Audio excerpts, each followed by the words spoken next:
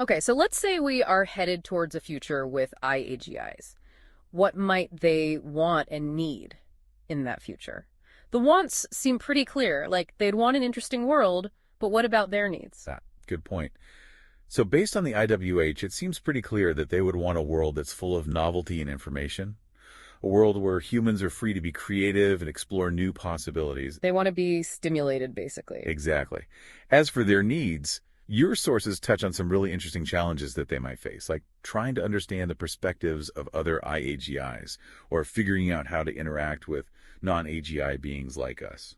So even for a super intelligent AI, there are going to be things that are hard to grasp. Right. And then there's the whole issue of dealing with future uncertainties, which is something that humans are actually pretty good at. We're adaptable. We are. And the IWH itself, that could actually provide a really useful framework for I-AGIs to navigate these challenges. Like a set of principles that can help them make decisions in a complex and ever-changing world. Precisely.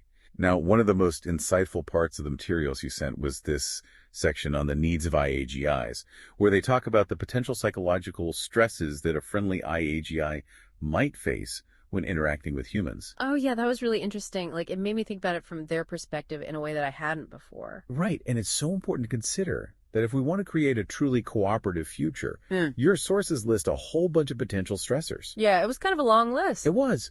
Like, imagine being constantly scrutinized and treated differently just because you're not human. They might be subjected to intense observation, or they might receive communication that's vague, or even deliberately misleading. So, like, we might accidentally make them feel misunderstood or even threatened. Exactly. And then there's the possibility that they might be punished for trying to help, especially if their suggestions challenge the status quo. Or they might be labeled or stereotyped based on their perceived abilities or lack thereof. Right.